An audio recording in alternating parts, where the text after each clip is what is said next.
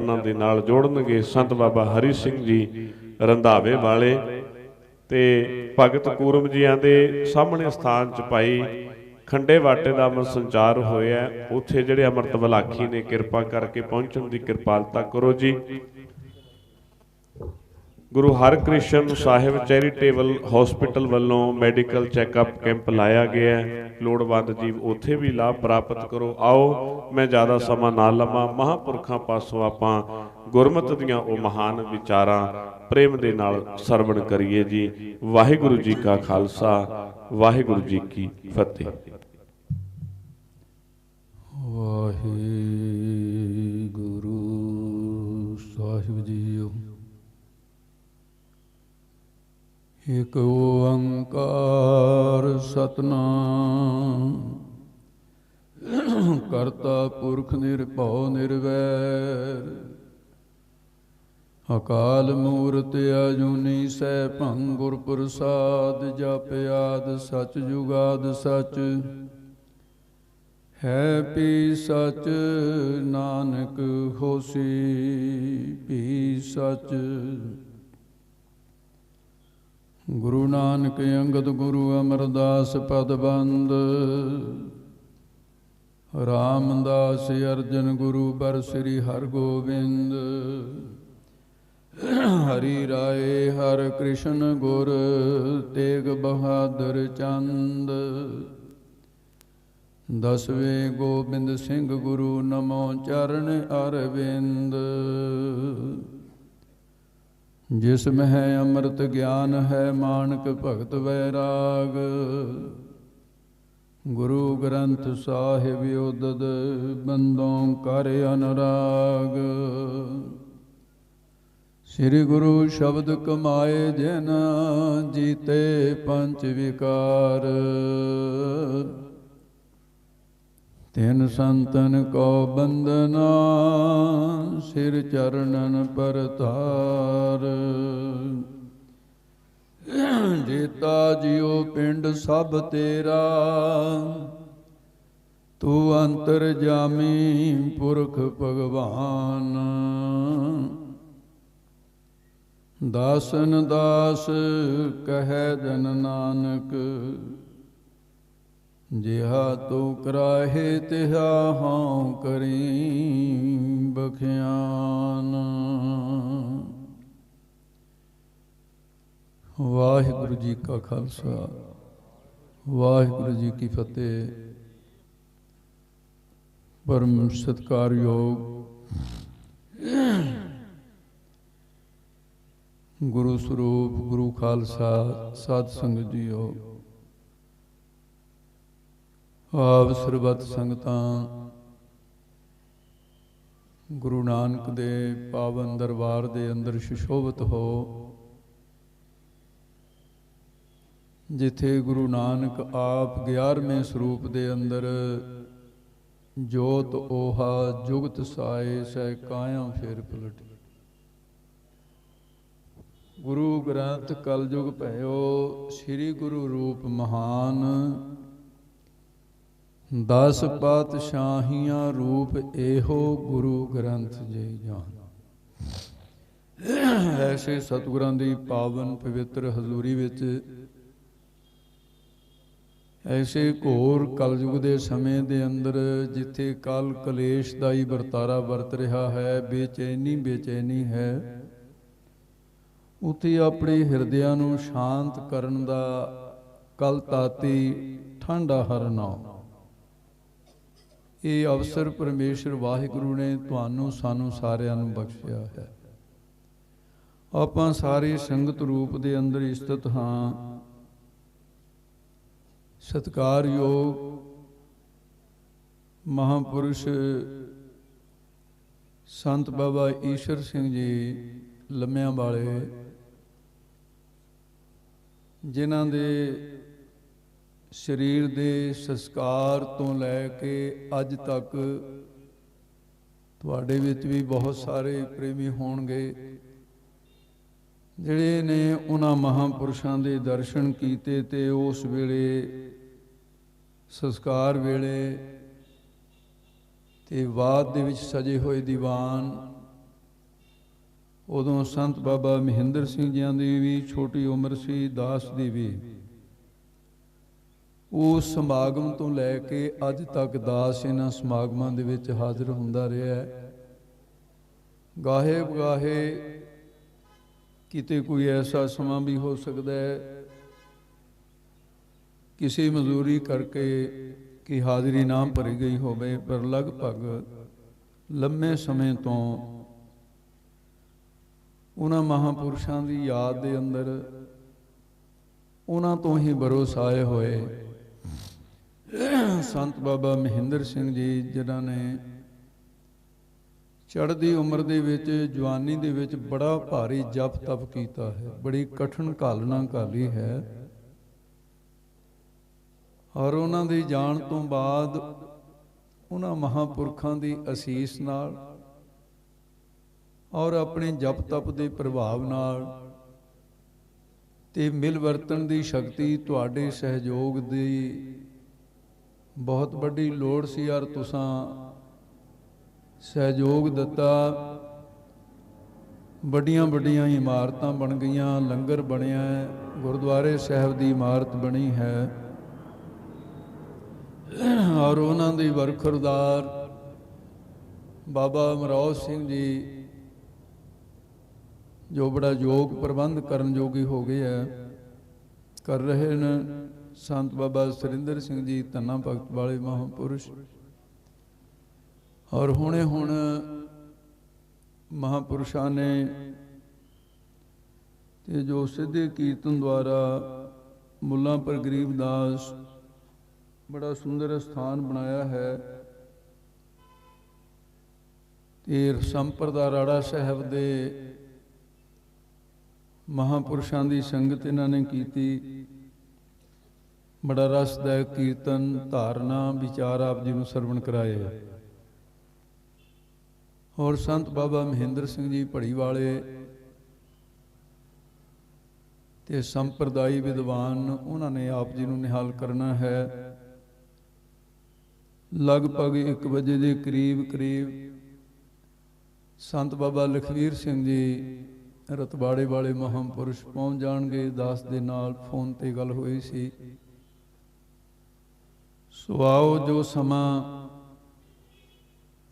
ਵਿਚਾਰ ਕਰਨ ਵਾਸਤੇ, ਕੁਝ ਵਿਚਾਰ ਮੁੱਢਲੀਆਂ ਗੱਲਾਂ ਕਰਦਿਆਂ ਸਮਾਂ ਲੰਘ ਚੁੱਕਾ ਹੈ। ਆਓ, ਜੋ ਸਮਾਂ ਰਹਿੰਦਾ ਇਸ ਨੂੰ ਸਫਲਾ ਕਰੀਏ।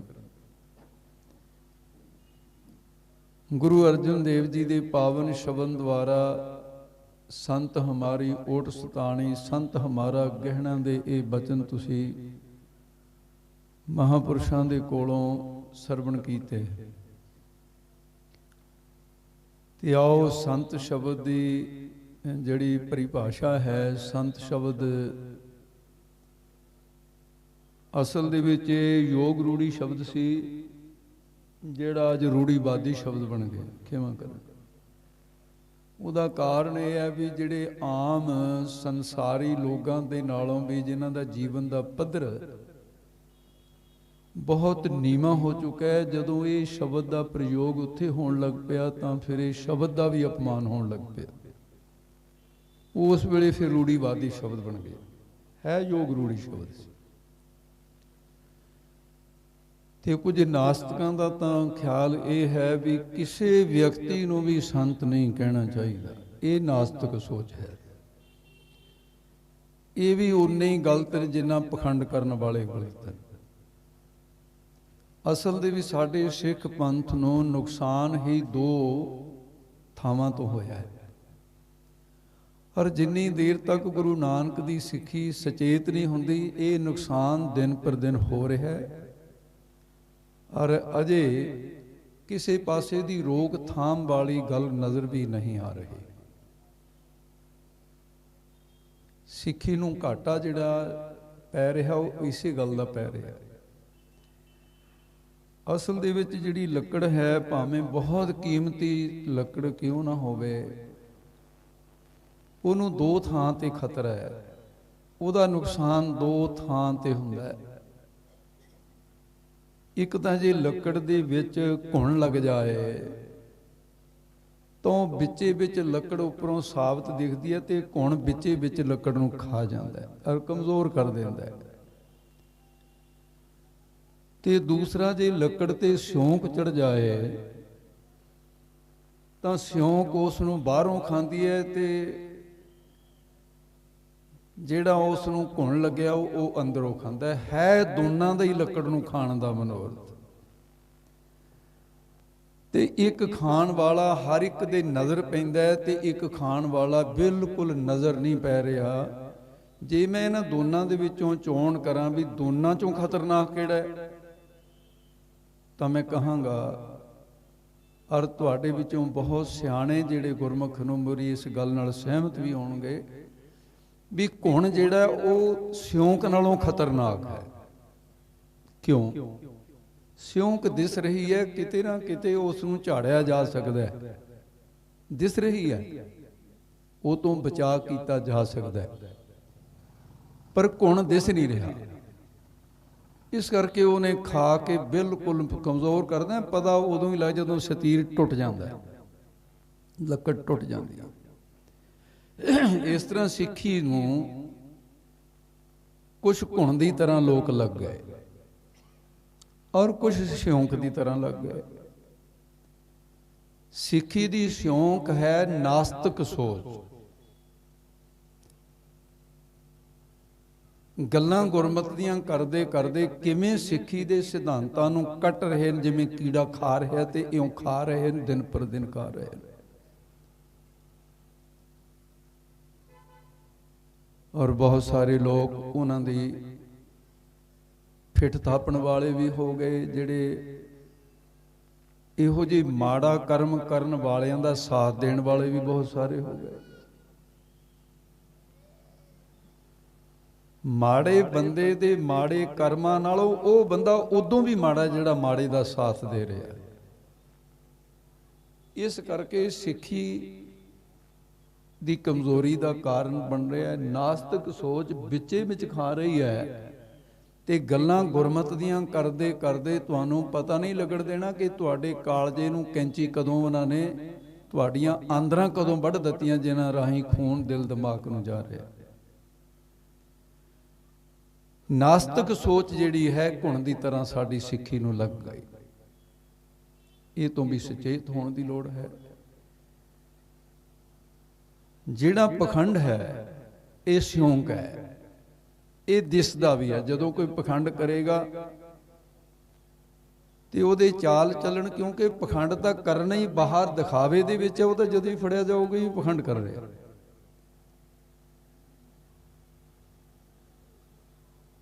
ਤੇ ਉਸ ਨੂੰ ਭੇਖ ਦਿਖਾਏ, ਉਹ ਜਗਤ ਕੋ ਭੇਖ ਤਾਂ ਦਿਸਦਾ ਹੈ ਸੰਸਾਰ ਨੂੰ। ਇੱਕ ਗੱਲ ਤਾਂ ਗੁਰੂ ਸਾਹਿਬ ਨੇ ਵੀ ਸੰਸਾਰ ਦੇ ਧਿਆਨ ਵਿੱਚ ਲਿਆਂਦੀ ਹੈ ਕਿ ਭੇਖ ਦੇ ਵਿੱਚ, ਦਿਖਾਵੇ ਦੇ ਵਿੱਚ ਇੱਕ ਸ਼ਕਤੀ ਹੈ ਜਿਹੜੀ ਲੋਕਾਂ ਨੂੰ ਆਪਣੇ ਵੱਲ ਖਿੱਚ ਲੈਂਦੀ ਹੈ। ਲੋਗਨ ਕਉ ਬਸ ਕੀਨ, ਪਖੰਡ ਲੋਕਾਂ ਨੂੰ ਆਪਣੇ ਵਸ ਵਿੱਚ ਕਰਦਾ, ਇਹਦੇ 'ਚ ਕੋਈ ਦੋ ਰਾਵਾ ਨਹੀਂ। ਕਈ ਵਾਰ ਤਾਂ ਪਖੰਡ ਕਰਨ ਵਾਲਿਆਂ ਨੂੰ ਇਸੇ ਸੰਸਾਰ ਵਿੱਚ, ਇਸੇ ਸੰਸਾਰ ਦੇ ਲੋਕਾਂ ਵਿੱਚ, ਜਿਨ੍ਹਾਂ ਦੇ ਵਿੱਚ ਉਹ ਪਖੰਡ ਕਰਕੇ ਆਪਣੇ ਆਪ ਨੂੰ ਅਵਤਾਰੀ ਜਾਂ ਗੁਰੂ ਬਣਨ ਤੇ ਉਹਨਾਂ ਦਾ ਹਸ਼ਰ ਲੋਕਾਂ ਦੇ ਸਾਹਮਣੇ ਆਪਣੇ ਵੱਲ ਖਿੱਚਣ ਦੀ ਸ਼ਕਤੀ ਪਖੰਡ ਵਿੱਚ ਹੈ। ਲੋਗਨ ਕੋ ਵਸ ਕੀਨ, ਵਸ ਕਰ ਲੈ, ਇਸੇ ਕਰਕੇ ਤਾਂ ਪਖੰਡ ਕੀਤਾ ਜਾਂਦਾ ਹੈ। ਜੇ ਪਖੰਡ ਨੂੰ ਲੋਕ ਨਾ ਮੰਨਦੇ ਹੋਣ, ਮੇਰਾ ਖਿਆਲ ਕੋਈ ਵੀ ਬੰਦਾ ਪਖੰਡ ਕਰੇ ਹੀ ਨਾ। ਲੋਗਨ ਕੋ ਵਸ ਕੀਨ, ਅੰਤ ਕਾਲ ਕਾਤੀ ਕਟਿਓ ਵਾਸ ਨਰਕ ਮੋਲੀ, ਬਸ ਆ ਨਰਕਾਂ ਵਿੱਚ। ਵੀ ਜੋ ਕੁਝ ਗੁਰਬਾਣੀ ਕਹਿੰਦੀ ਆ ਉਹੀ ਬਾਕੀ ਦੇ ਗ੍ਰੰਥਾਂ ਵਿੱਚ ਵੀ ਪ੍ਰਮਾਣ ਮਿਲਦੇ ਆ।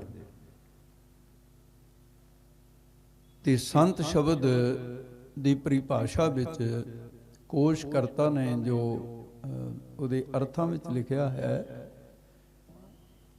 ਇਹ ਥੋੜੀਆਂ ਜਿਹੀਆਂ ਗੱਲਾਂ ਆਮ ਸਾਖੀਆਂ ਨਾਲੋਂ ਬਰੀਕ ਹੋਣ ਕਰਕੇ ਤੇ ਸਾਰਿਆਂ ਦੇ ਸਮਝ ਆਉਣ ਵਾਲੀਆਂ ਤਾਂ ਮੈਂ ਕਹਿ ਨਹੀਂ ਸਕਦਾ ਵੀ ਸਾਰਿਆਂ ਦੇ ਕੰਮ ਦੀਆਂ ਹੋਣਗੀਆਂ, ਪਰ ਫਿਰ ਵੀ ਤੁਸੀਂ ਚੰਡੀਗੜ੍ਹ ਮੋਹਾਲੀ ਦੇ ਵਿੱਚ ਬੈਠੇ ਹੋ, ਪਿੰਡਾਂ ਨਾਲੋਂ ਤਾਂ ਤੁਹਾਨੂੰ ਬਹੁਤ ਅਕਲ ਵਾਲੇ ਮੰਨਿਆ ਜਾਂਦਾ ਵੀ ਪੜ੍ਹੇ ਲਿਖੇ ਹੋ। ਜੇ ਤੁਸੀਂ ਵੀ ਨਹੀਂ ਸਮਝੋਗੇ ਇਹ ਗੱਲਾਂ, ਫਿਰ ਸਮਝੂਗਾ ਕੌਣ ਹੋਰ?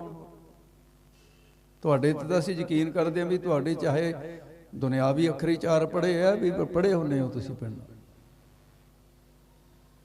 ਤੇ ਸੰਤ ਸ਼ਬਦ ਦੀ ਪਰਿਭਾਸ਼ਾ ਵਿੱਚ ਕਿ ਜਿਸ ਨੇ ਮਨ ਔਰ ਸਰੀਰ ਦੇ ਜਿਹੜੇ ਇੰਦਰੀ ਹਨ 10, 5 ਕਰਮ ਇੰਦਰੀ, 5 ਗਿਆਰਮ ਇੰਦਰੀ, ਜਿਸ ਨੇ ਆਪਣੇ ਮਨ ਔਰ ਇੰਦਰੀਆਂ ਨੂੰ ਇਉਂ ਵਸ ਵਿੱਚ ਕੀਤਾ ਹੋਇਆ ਹੈ ਕਿ ਜਿਸ ਤਰ੍ਹਾਂ 10 ਘੋੜਿਆਂ ਦੀ ਲਗਾਮ ਜਿਹੜੀ ਹੈ ਸਾਰਥੀ ਦੇ ਆਪਣੇ ਹੱਥ ਵਿੱਚ ਪਕੜੀ ਹੋਈ ਹੈ, ਔਰ ਸਾਰਥੀ ਰਥ ਵਿੱਚ ਬੈਠੇ ਹੋਏ ਮਾਲਕ ਦੇ ਹੁਕਮ ਅਨੁਸਾਰ ਘੋੜਿਆਂ ਨੂੰ ਚਲਾ ਰਿਹਾ। ਤਨ ਰਥ ਮਨ ਰਥ ਵਾਹੀ, ਧਰਮ ਸ਼ਾਸਤਰ ਕਿ ਸਰੀਰ ਇੱਕ ਰਥ ਹੈ, ਇਸ ਦਾ ਸਾਰਥੀ ਕੌਣ ਹੈ? ਮਨ। ਤੇ ਸਿੰਦਨ ਦੇ ਵਿੱਚ ਇਸ ਰਥ ਦੇ ਅੰਦਰ ਇਸ ਰਥ ਦਾ ਮਾਲਕ ਕੌਣ ਹੈ? ਮਨ ਮਾਲਕ ਨਹੀਂ ਹੈ, ਨੌਕਰ ਹੈ। ਇਹ ਠੀਕ ਹੈ, ਲਗਾਮ ਉਹਦੇ ਹੱਥ ਵਿੱਚ ਹੈ, ਜਿੱਧਰ ਨੂੰ ਇਸ਼ਾਰਾ ਕਰੇਗਾ ਘੋੜੇ ਉਧਰ ਨੂੰ ਦੌੜ ਜਾਣਗੇ। ਉਹ ਸੱਜੇ ਨੂੰ ਕਹੇ, ਉਹ ਖੱਬੇ ਨੂੰ ਕਹੇ, ਸਿੱਧਾ ਕਹੇ, ਉਹ ਪਿੱਛਾ ਮੋੜੇ, ਜਿੱਧਰ ਨੂੰ ਮਰਜ਼ੀ ਮੋੜ ਲਵੇ। ਮਨ ਦੇ ਵਸ ਦੇ ਅੰਦਰ ਰਥ ਨੂੰ ਜੁੜੇ ਹੋਏ ਘੋੜੇ 10 ਇੰਦਰੀ, ਅੱਖਾਂ, ਕੰਨ, ਜੀਭ, ਰਸਨਾ, ਉਪਸਥ ਇੰਦਰੀ, ਹੱਥ ਪੈਰ, ਸਭ ਕਰਮ ਇੰਦਰੀ ਤੇ ਗਿਆਨ ਇੰਦਰੀ, ਇਹ ਸਾਰਿਆਂ ਦੇ ਉੱਤੇ ਹੁਕਮ ਚੱਲਦਾ ਮਨ ਦਾ। ਤੇ ਪਿੱਛੇ ਇਸ ਸਿੰਦਨ ਦੇ ਵਿੱਚ ਆਤਮਾ ਮਾਲਕ ਹੈ ਇਹ ਸਾਰੇ ਦਾ। ਤੇ ਇਸ ਕਰਕੇ ਸਾਧ ਸੰਗਤ ਜੀ, ਜਿਸ ਨੇ ਆਪਣੇ ਮਨ ਨੂੰ ਇੰਦਰੀਆਂ ਸਮੇਤ ਇਸਤਤ ਕਰ ਲਿਆ ਹੈ, ਟਿਕਾ ਲਿਆ ਹੈ, ਔਰ ਟਿਕੇ ਹੋਏ ਪਾਣੀ ਦੇ ਵਿੱਚ ਆਪਣਾ ਮੂੰਹ ਦਿਸਣ ਲੱਗ ਜਾਂਦਾ ਹੈ, ਹਿਲਦੇ ਪਾਣੀ ਵਿੱਚ ਆਪਣਾ ਮੂੰਹ ਨਹੀਂ ਦਿਸੇਗਾ। ਬਿਲਕੁਲ ਇਸੇ ਤਰ੍ਹਾਂ ਜਿੰਨਾ ਚਿਰ ਅੰਤਸ਼ਕਰਨ ਵਿੱਚ ਟਿਕਾ ਨਹੀਂ ਆਉਂਦਾ, ਸਾਡੀ ਆਤਮਾ ਦੇ ਦਰਸ਼ਨ ਨਹੀਂ ਹੋਣਗੇ, ਆਪਣਾ ਚਿਹਰਾ ਨਹੀਂ ਦਿਸੇਗਾ। ਸੰਤ ਨੇ ਅਸਲ ਦੇ ਵਿੱਚ ਆਪਣੇ ਮਨ ਔਰ ਇੰਦਰੀਆਂ ਨੂੰ ਟਿਕਾਇਆ ਹੋਇਆ ਹੈ, ਇਸ ਲਈ ਸ਼ਾਂਤ ਹੋ ਗਿਆ। ਸ਼ਾਂਤ ਹੋਣ ਕਰਕੇ ਉਹਦੀ ਸੰਗਿਆ ਪੈ ਗਈ ਸ਼ਾਂਤ ਸੰਤ।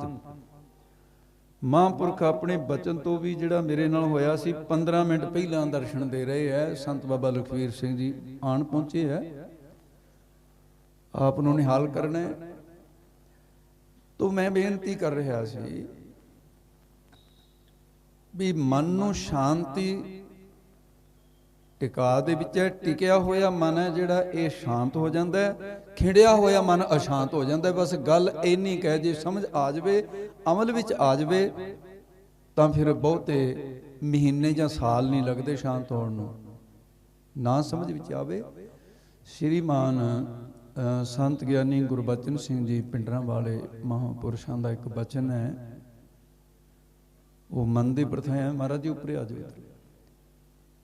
ਕਹਿੰਦੇ ਮਨ ਸ਼ੈਤਾਨਾ, ਮਨ ਨੂੰ ਸ਼ੈਤਾਨ ਕਿਹਾ ਹੈ। ਸ਼ੈਤਾਨ ਜਿਹੜਾ ਉਹ ਸ਼ਕਤੀ ਹੈ, ਇਹ ਇਸਲਾਮ ਦੇ ਇਤਿਹਾਸ ਵਿੱਚ ਕੁਰਾਨ ਦੇ ਅੰਦਰ, ਅੰਜੀਲ ਦੇ ਅੰਦਰ, ਬਾਈਬਲ ਦੇ ਅੰਦਰ ਸ਼ੈਤਾਨ ਦੀ ਜੋ ਵਿਆਖਿਆ ਹੈ, ਜਿਹੜੀ ਸ਼ਕਤੀ ਪਰਮਾਤਮਾ ਤੋਂ ਤੋੜ ਕੇ ਜਿਹੜੀ ਹੈ ਨਾ ਉਹ ਸੰਸਾਰ ਵੱਲ ਜੋੜਦੀ ਹੈ, ਉਹਨੂੰ ਸ਼ੈਤਾਨ ਕਿਹਾ ਜਾਂਦਾ ਹੈ।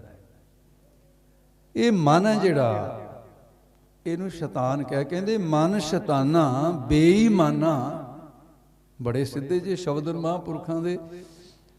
ਜਿਹੜਾ ਗਿਆਨ ਸਮਝ ਵਿੱਚ ਆਵੇ ਉਹ ਫਿਰ ਮਨ ਤੇ ਅਸਰ ਵੀ ਕਰਦਾ। ਮੈਨੂੰ ਵੀ ਬੜੇ ਚੰਗੇ ਲੱਗੇ ਬ੍ਰਹਮ ਗਿਆਨੀ ਮਹਾਂਪੁਰਸ਼ਾਂ ਦੇ ਸ਼ਬਦ, ਤੇ ਸੁਣਨ ਵਾਲੇ ਸਰੋਤਿਆਂ ਨੂੰ ਵੀ ਬੜੇ ਚੰਗੇ ਲੱਗਦੇ ਜਦੋਂ ਉਹਨਾਂ ਦਾ ਇਹ ਬਚਨ, ਪਰ ਉਹਨਾਂ ਦਾ ਇਹ ਮੇਰਾ ਨਹੀਂ ਹੈ ਬਚਨ। ਕਹਿੰਦੇ ਮਨ ਸ਼ੈਤਾਨਾ ਬੇਈਮਾਨਾ, ਮਰ ਜਾ ਮਗਰੋਂ ਲੈ ਜਾ। ਮਨ ਸ਼ੈਤਾਨਾ ਬੇਈਮਾਨਾ, ਕਹਿੰਦੇ ਮਰ ਜਾ ਮਗਰੋਂ ਲੈ ਜਾ। ਉਹ ਨਿਤ ਸਿਆਪੇ ਕਰਦਾ ਰਹਿਣਾ, ਪਲ ਦੋ ਪਲ ਤਾਂ ਬਹਿ ਜਾ। ਜਿੰਨੇ ਟਾਂਟੇ ਛੇੜੇ ਨੇ ਮਨ ਨੇ ਛੇੜੇ। ਜੇ ਨੂੰਹ ਸੱਸ ਦੀ ਲੜਾਈ ਹੈ ਤਾਂ ਵੀ ਉਹਨਾਂ ਦੀ ਮਨਾਂ ਦੇ ਵਿੱਚ ਲੜਾਈ ਆਈ ਹੈ, ਤਾਂ ਆਈ ਹੈ ਲੜਾਈ।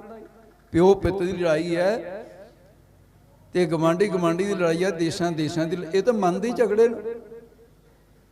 ਔਰ ਸਿੱਖਿਆ ਕਿਹਨੂੰ ਦੇਣੀ ਹੈ? ਮਨ ਸਮਝਾਵਨ ਕਾਰਨੇ ਕਛੂ ਕੜੀ ਪੜੀ ਹੈ ਗਿਆਨ। ਇਹ ਵੀ ਮਨ ਨੂੰ ਸਮਝਾਉਣ ਵਾਸਤੇ ਆ ਗੁਰਬਾਣੀ। ਕਹਿੰਦੇ ਮਨ ਸ਼ੈਤਾਨਾ ਬੇਈਮਾਨਾ ਮਰ ਜਾ ਮਗਰੋਂ ਲੈ ਜਾ, ਉਹ ਨਿਤ ਸਿਆਪੇ ਕਰਦਾ ਰਹਿਣਾ, ਪਲ ਦੋ ਪਲ ਤਾਂ ਬਹਿ ਜਾ। ਅਰਬ ਕਹਿੰਦੇ 1,84,000 ਭੌਂਦਾ ਫਿਰਦਾ, 84 ਲੱਖ ਜੋਨਾਂ ਚ ਗੇੜਾ ਕੱਢ ਕੇ ਅਜੇ ਤੈਨੂੰ ਅਕਲ ਨਹੀਂ ਆਈ। ਐਡਾ ਵੱਡਾ ਗੇੜਾ ਤੂੰ ਕੱਢਿਆ, ਕਈ ਜਨਮ ਪੇ ਕੀਟ ਪਤੰਗਾ, ਕਈ ਜਨਮ ਗਜਮੀਨ ਕੁਰੰਗਾ, ਕਈ ਜਨਮ ਪੰਖੀ ਸਰਪ ਹੋਇਓ, ਕਈ ਜਨਮ ਹੈਬਰ ਬਿਰਖ ਜੋ। ਐਡਾ ਵੱਡਾ ਚੱਕਰ ਕੱਢ ਕੇ ਆਇਆ ਤੂੰ। 1,84,000 ਭੌਂਦਾ ਫਿਰਦਾ, ਸਿੱਧੇ ਰਸਤੇ ਪੈ ਜਾ। ਦਾਸਾ ਤੇਰੇ ਸਾਥੀ ਚੱਲ ਗਏ, ਤੂੰ ਨਾ ਪਿੱਛੇ ਰਹਿ ਜਾ। ਮਨ ਜੋ ਕੁਛ ਕੀਆ ਸੋ ਮਨ ਕੀਆ, ਮੁੰਡਾ ਮੁੰਡ ਅਜਾਏ। ਤੋ ਇਸ ਕਰਕੇ ਜਿਸ ਨੇ ਮਨ ਨੂੰ ਔਰ ਮਨ ਦੇ ਨਾਲ ਸੰਬੰਧ ਇੰਦਰੀਆਂ ਦਾ, ਇਹਨਾਂ ਨੂੰ ਆਪਣੇ ਵਸ ਵਿੱਚ ਕਰ ਲਿਆ ਹੈ, ਤਾਂ ਕੋਸ਼ ਕਰਤਾ ਕਹਿੰਦਾ ਹੈ, ਫਿਰ ਉਸ ਨੂੰ ਮੈਂ ਸੰਤ ਕਹਿੰਦਾ ਹਾਂ। ਹਿਰਦਾ ਸ਼ਾਂਤ ਹੋ ਗਿਆ, ਮਨ ਤੇ ਇੰਦਰੀ ਵਸ ਵਿੱਚ ਨਾ,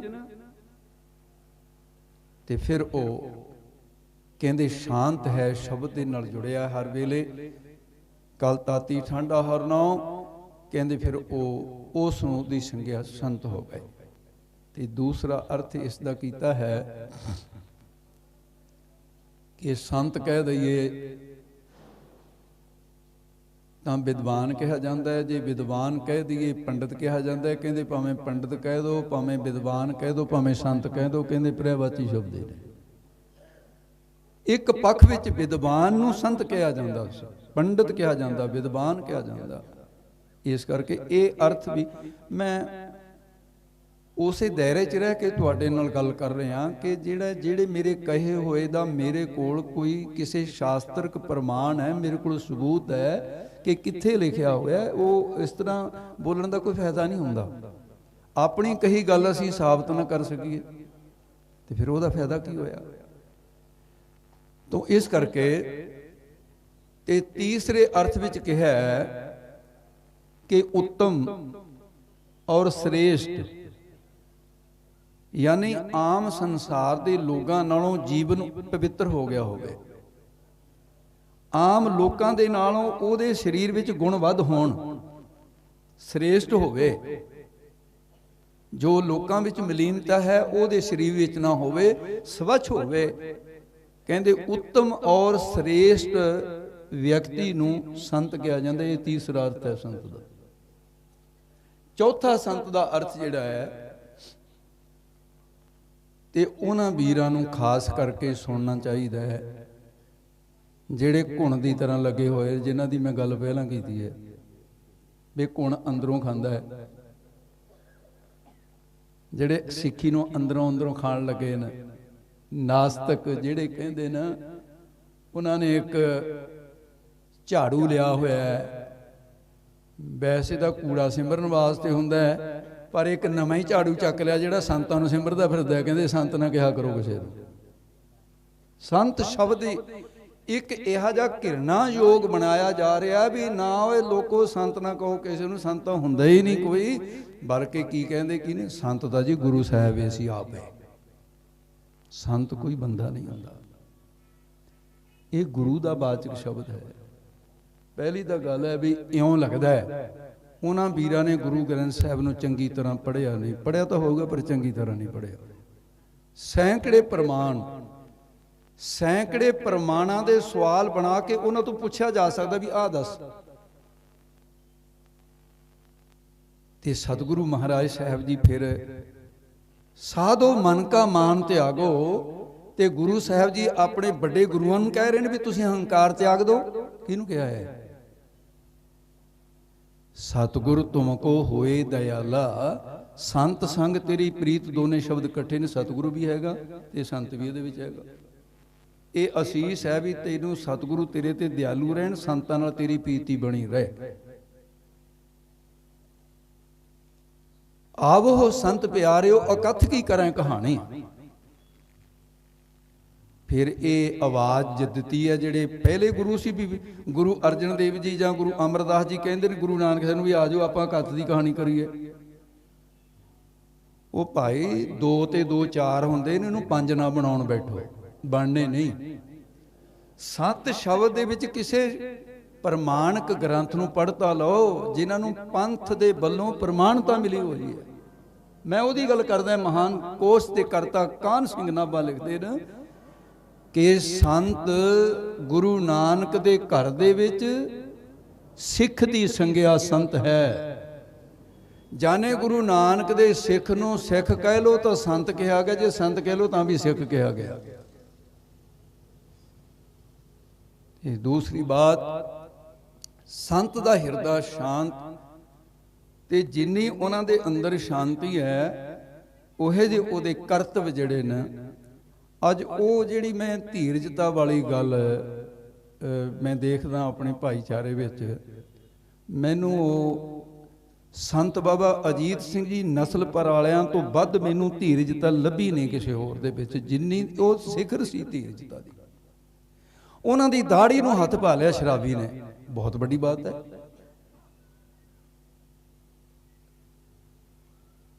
ਤੇ ਉਹਨਾਂ ਦੀ ਦਾੜੀ ਨੂੰ ਹੱਥ ਪਾ ਲਿਆ ਤੇ ਸੰਤ ਕਹਿੰਦੇ ਸਾਊ ਕੁਛ ਨਾ ਕਹੋ ਇਹਨੂੰ ਵਿਚਾਰੇ ਨੂੰ। ਉਹ ਉਹਨਾਂ ਨੂੰ ਫਿਕਰ ਇਹ ਪਿਆ ਵੀ ਇਹਦੇ ਗਲ ਨਾ ਪੈ ਜਾਣ ਦੂਸਰੇ। ਕਹਿੰਦੇ ਸਾਊ ਕੁਛ ਨਾ ਕਹੋ, ਇਹਦੇ ਬਸ ਨਹੀਂ ਹੈ, ਤੁਸੀਂ ਨਹੀਂ ਕੁਝ ਕਹਿਣਾ। ਚਲੋ ਦਾੜੀ ਫੜੀ, ਕਿੰਨਾ ਚਿਰ ਫੜਦਾ, ਸ਼ਰਾਬੀ ਮੂਰਖ ਹੁੰਦਾ, ਛੱਡ ਦਿੱਤੀ। ਨਮੋਸੀ ਹੋਈ ਕਿ ਮਹਾਂਪੁਰਖ ਦਾ ਅਪਮਾਨ ਹੋਇਆ, ਸਾਰਿਆਂ ਦੇ ਸਾਹਮਣੇ ਹੋਇਆ। ਤੇ ਕਹਿੰਦੇ ਸਾਊ, ਕਹਿੰਦੇ ਦਾੜੀ ਫੜੀ ਸੀ ਉਸਨੇ, ਕਹਿੰਦੇ ਦਾੜੀ ਤਾਂ ਛੱਡ ਦਿੱਤੀ, ਕਹਿੰਦੇ ਪਰ ਦਾੜੀ ਨੇ ਉਹ ਫੜ ਲਿਆ ਹੁਣ।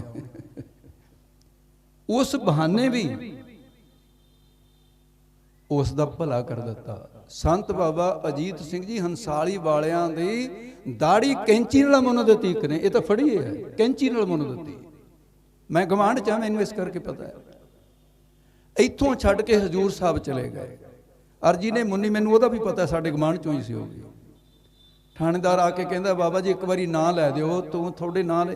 ਕਹਿੰਦੇ ਨਾ ਭਾਈ, ਕਿਹਨੇ ਮੁੰਨੀਆਂ? ਕਹਿੰਦੇ ਜਿਹਨੇ ਦਿੱਤੀ ਸੀ, ਫੜ ਲੈ ਉਹਨੂੰ, ਕਰ ਲੈ ਕੇਸ ਉਹਦੇ ਤੇ। ਕਹਿੰਦੇ ਉਸੇ ਨੇ ਮੁੰਨੀ ਹੈ, ਉਹ ਕਿਸੇ ਦੇ ਵਿੱਚ ਨੂੰ ਹੋ ਕੇ ਮੁੰਨ ਗਿਆ। ਕਹਿੰਦੇ ਦਿੱਤੀ ਵੀ ਉਸੇ ਨੇ ਸੀ, ਮੁੰਨ ਵੀ ਉਸੇ ਨੇ ਦਿੱਤੀ। ਕਹਿੰਦੇ ਰੌਲਾ ਕੀ ਇਸ ਗੱਲ ਦਾ? ਮੇਰਾ ਤਾਂ ਇਹ ਹੈ ਅਵਸਥਾ, ਨਾ ਕੋ ਵੈਰੀ ਨਾ ਹੈ ਬੇਗਾਨਾ, ਸਗਲ ਸੰਗ ਹਮ ਕੋ ਬਰਿਆ।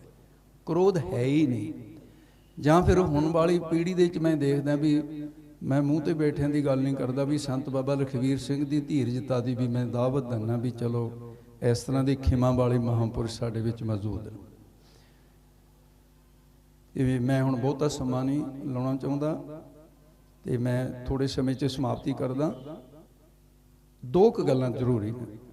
ਕਹਿੰਦੇ ਇੱਕ ਮਹਾਂਪੁਰਸ਼ ਨੂੰ ਇੱਕ ਬੰਦੇ ਨੇ ਨਿਉਂਦਾ ਦੇ ਦਿੱਤਾ। ਕਹਿੰਦੇ ਬਾਬਾ ਜੀ ਮੈਂ ਪ੍ਰਸ਼ਾਦਾ ਛਕਾਉਣਾ। ਕਹਿੰਦੇ ਭਾਈ ਤੇਰੀ ਮਰਜ਼ੀ ਹੈ, ਇੱਥੇ ਲਿਆ ਕੇ ਛਕਾਉਣਾ? ਕਹਿੰਦਾ ਨਹੀਂ ਜੀ, ਘਰ ਚਰਨ ਪਾ ਦਿਓ, ਨਾਲੇ ਛਕ ਲਿਓ। ਕਹਿੰਦੇ ਜੀ ਸਰ ਮਹਾਰਾਜ ਜੀ ਮੈਨੂੰ ਲੈਣ ਤਾਂ ਨਹੀਂ ਆ ਹੋਣਾ, ਤੁਸੀਂ ਆ ਜਾਓਗੇ? ਕਹਿੰਦੇ ਭਾਈ ਮੈਂ ਨਾਲੇ ਫਿਰ ਤੁਰ ਲੂੰਗਾ, ਆ ਜਾਊਂਗਾ ਮੈਂ ਆਪੇ। ਜਾਣਦੇ ਸੀ ਸੰਤ। ਕਹਿੰਦਾ ਜੀ ਫਲਾਣੇ ਥਾਂ ਉਹ ਰੋਡ ਦੇ ਉੱਤੇ ਹੀ ਹੈ ਘਰ ਮੇਰਾ, ਆ ਜਾਓ ਤੁਸੀਂ 7 ਵਜੇ। ਦੁਪਹਿਰ ਹੋਈ, ਸੰਤ ਚਲੇ ਗਏ। ਆਵਾਜ਼ ਦਿੱਤੀ, ਕਹਿੰਦੇ ਭਾਈ ਫਲਾਣਾ ਸਿੰਘ ਘਰ ਵਾਲੀ ਭੇਜਤੀ ਮੂਰੇ। ਕਹਿੰਦੇ ਵੀ ਬੇਇੱਜ਼ਤੀ ਕਰਦੇ ਸੰਤ। ਇਹੋ ਜਿਹੇ ਲੋਕ ਵੀ ਹੈਗੇ। ਉਹ ਬਾਹਰ ਨਿਕਲੀ, ਕਹਿੰਦੇ ਹਾਂ ਸੰਤ ਜੀ ਕਿਵੇਂ ਆਇਆ?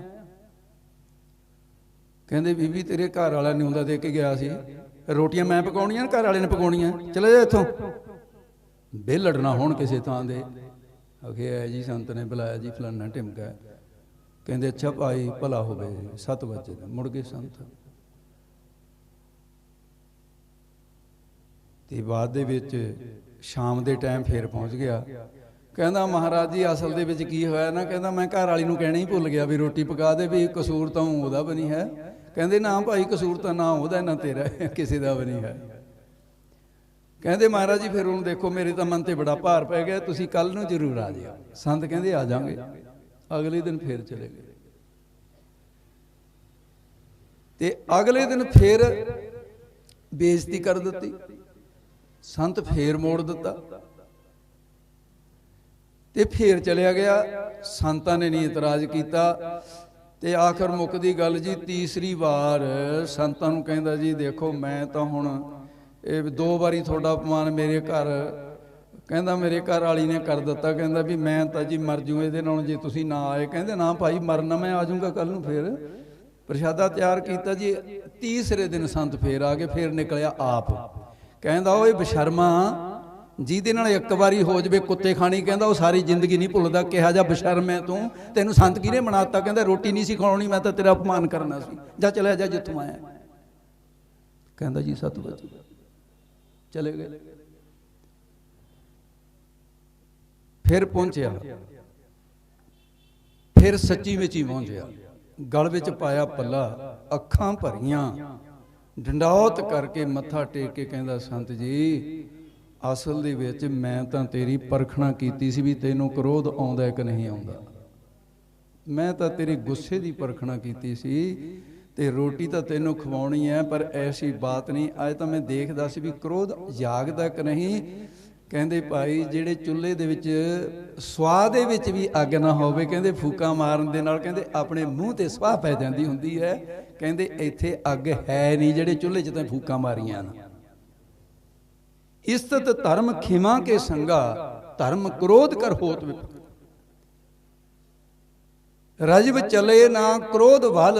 ਰਜਬ ਦੀ ਗੱਲ ਕਹਿ ਕੇ ਮੈਂ ਸਮਾਪਤ ਕਰਦਾ ਹਾਂ। ਰਜਬ ਬੜਾ ਇੱਕ ਮਹਾਤਮਾ, ਕਹਿੰਦੇ ਰਜਬ ਚਲੇ ਨਾ ਕ੍ਰੋਧ ਵੱਲ, ਰਹੇ ਖਿਮਾ ਜੋ ਸਾਧ। ਕਹਿੰਦੇ ਖਿਮਾ ਜੇ ਸੰਤ ਨੇ ਧਾਰਨ ਕਰ ਲਈ ਹੈ ਕਿ ਉਧਰ ਜੀ ਸੈਕਟਰੀ ਡਿੱਗ ਜਾਵੇ, ਬੜੇ ਬੜੇ ਪੱਥਰਾਂ ਨੂੰ ਪਾੜ ਦਿੰਦੀ ਹੈ, ਇਮਾਰਤਾਂ ਪਾੜ ਦਿੰਦੀ ਹੈ, ਪਰ ਕਹਿੰਦੇ ਬਿਜਲੀ ਜੇ ਦਰਿਆ ਪਰ ਪੈ ਜਾਵੇ ਕੀ ਵਿਗਾੜ ਦੂਗੀ ਦਰਿਆ ਦਾ।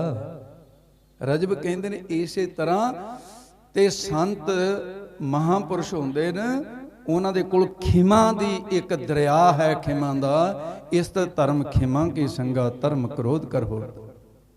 ਉਹਨਾਂ ਨੇ ਜਾਣ ਲਿਆ ਕਿ ਹੇ ਕਲਮੁਲ ਕ੍ਰੋਧੰ ਕਦੰਚ ਨਾ ਕਰਨਾ ਉਪਰਜਤੇ। ਤੇ ਕ੍ਰੋਧ ਤੋਂ ਰਹਿਤ ਜ਼ਿੰਦਗੀ, ਸ਼ਾਂਤ ਆਤਮਾ। ਇਹੋ ਜਿਹੇ ਸੰਤ ਬਾਬਾ ਈਸ਼ਰ ਸਿੰਘ ਜੀ ਮਹਾਂਪੁਰਸ਼ ਸਨ। ਤੇ ਉਹਨਾਂ ਮਹਾਂਪੁਰਸ਼ਾਂ ਦੀ ਬਰਸੀ ਦੇ ਸੰਬੰਧ ਵਿੱਚ ਬਾਬਾਣੀਆਂ ਕਹਾਣੀਆਂ ਪੁੱਤ ਸਪੂਤ ਕਰੇ ਦੇ ਮਹਾਂਵਾਕ ਅਨੁਸਾਰ।